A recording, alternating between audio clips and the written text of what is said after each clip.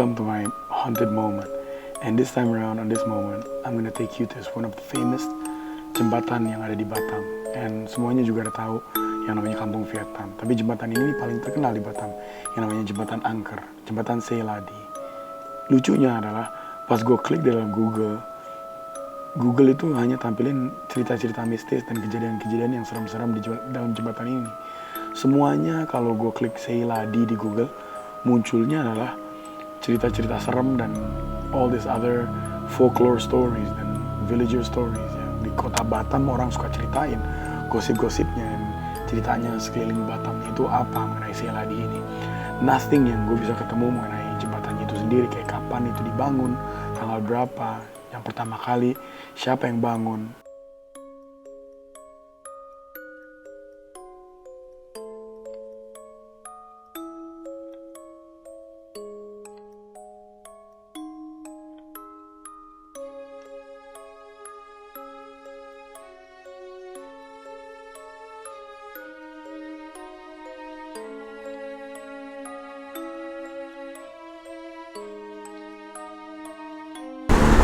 Kesananya gimana?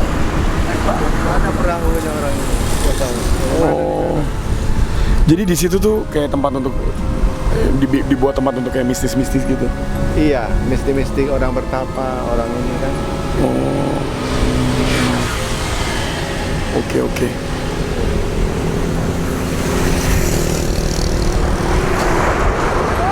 Wow, shit.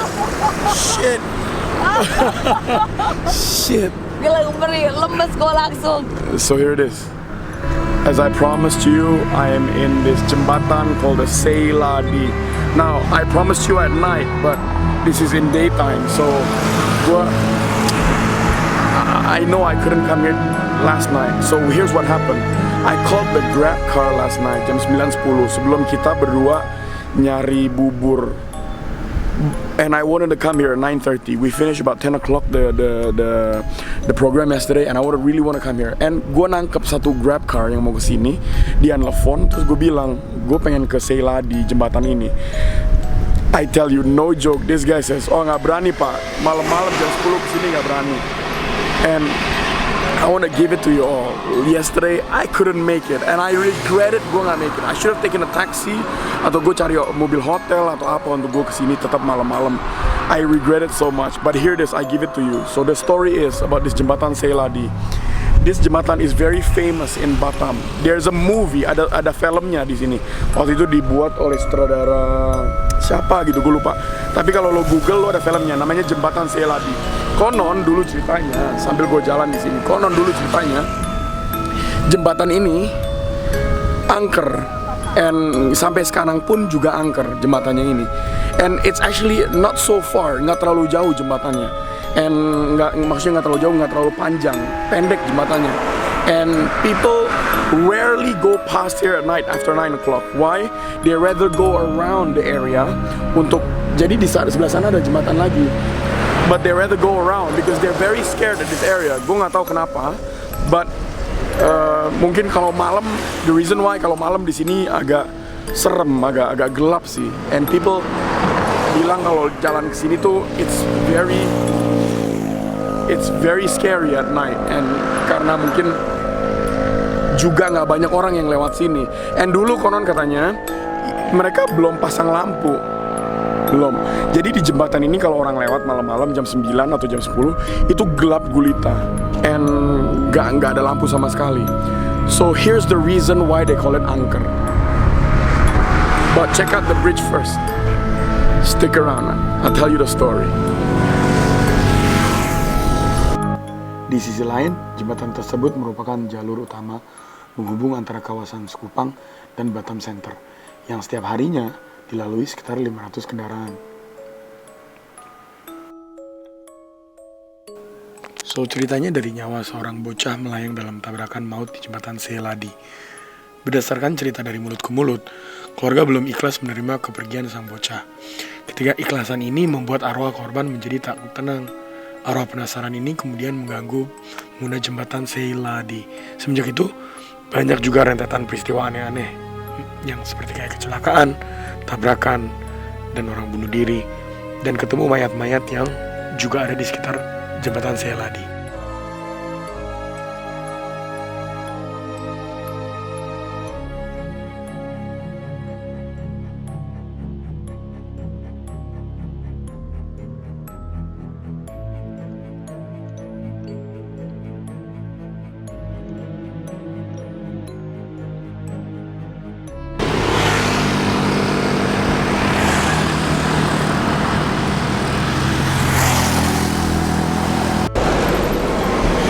So here's the story. Dulu, this bridge, waktu dulu banget ini rawa banget. There's people yang katanya suka buang yang namanya korban di sini. So Batam used to be very dangerous back then, and it used to be in a place where banyak orang criminal ratingnya tuh tinggi banget. And dulu konon katanya this bridge biasanya dipakai untuk buang korban. Biasanya dipakai untuk korban yang mereka udah bunuh, dibawa ke sini terus dibuang ke namanya wadahnya ini. Actually it's just a wadah, it's a big wadah. And karena from that ceritanya banyak yang dibuang di sini. This bridge became angker, and people go past this bridge and they feel merinding, they smell yang namanya perfume yang wangi. They also see things like light shoots out from the forest. As you can know that ada lampu-lampu yang kayak bintang-bintang gitu yang shoots out from everywhere. Just shiny bright lights. You do know yang namanya hantu itu ada kaitannya dengan orbs. Orbs itu banyak banget. Itu yang pertama, yang namanya mereka buang korban di sini. Yang nomor dua adalah dulu katanya di sini juga bukan buang korban aja. Bayi-bayi yang dulu yang mereka mau aborsi, bayi-bayi yang mereka nggak mau nasehatin atau they grow up with. Jadi they threw the baby here in this jembatan, and people, you know, they have relationship selain mereka, they have relationship sebelum mereka get married, and when accidents happen, the baby they throw it here. And there's a lot of people kayak back then pas mereka lewat dari sini mereka ngeliat kayak corpse-nya itu kayak mayatnya ngambang di dalam airnya ini, and people know. And this bridge actually dikelola sama marinir sama polisi both. Jadi mereka should know a lot of stories about that. That's number two. The third one is, the story is this. There used to be an accident, a famous accident in Batam. If you go to anyone that lives in Batam over 10 years, they should know this story. There was a little kid here once who got hit by a car. Dia lagi main di sini. Ceritanya I don't know how he got hit by a car, but eventually karena this is a bridge and the people go past here is very fast, cepat banget.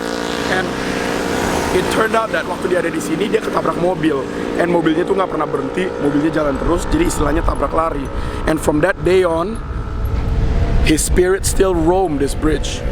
And people always say at night when the motorcycle people pas lewat dari sini, they tend to see kid go past, kayak ada anak dari jauh tuh. Soalnya dari jauh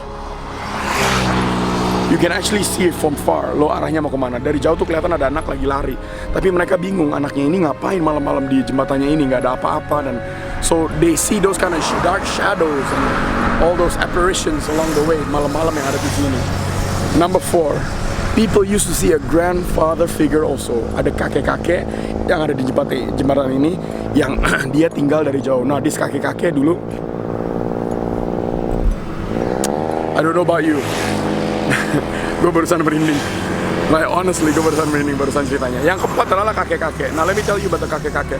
This kakek-kakek used to be a nelayan here, nelayan, and dia used to go fishing here. Like my idea is, how the heck would you want to go fishing here? But katanya he went fishing here. So one day dia tenggelam, perahunya itu kebalik, dia tenggelam, and dia ninggalin keluarganya dia. So they say this guy actually never made it, and he died here. And that's why dia sekarang still lives in this jembatan, in this bridge. That's the 4th story. That's the only story it has. But this jembatan is very famous. Yang namanya one of the most haunted place in Batam. I think it's the second one that I know. Last time you saw my clip yang gue ke kampung Vietnam. Tapi kali ini gue ke jembatan yang namanya Jembatan Seladi. Very scary stuff. I can just imagine kalau malam gue lewat di sini. Jembatannya, wah men, jembatannya kuning sih, kelihatan bagus. Tapi serem banget kalau malam. Guys, thank you so much. I brought you here. I'm sorry gue nggak nyampe malam-malam di sini. Tapi on my way, on my trip, there is two moments that I give.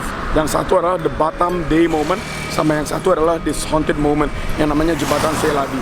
Maaf, gue nggak bisa kesini malam-malam karena nggak ada jembatan. So I realize something. Di momen hauntednya gue, kalau gue mau keluar malam tuh agak sedikit susah nyari mobilnya. Mereka nggak mau nganterin gue ke tempat yang malam-malam kayak gitu. But lastly for me, lo harus tahu, gue ke tempat kayak gini bukan nyari hantu. Gue ke tempat kayak gini bukan nyari setan. Gue ke tempat kayak gini bukan nyari roh. Gue ke tempat kayak gini untuk tahu sejarahnya dari jembatan ini. That's all, sejarah tempatnya. In that everybody, I'd like you to actually punch that like button, share, subscribe if you haven't subscribed, if you've been to my new channel. But in that, thank you so much. Always remember one thing. Mereka nggak akan gangguin kita kalau kita nggak akan gangguin mereka. In that, keep on praying. Take care.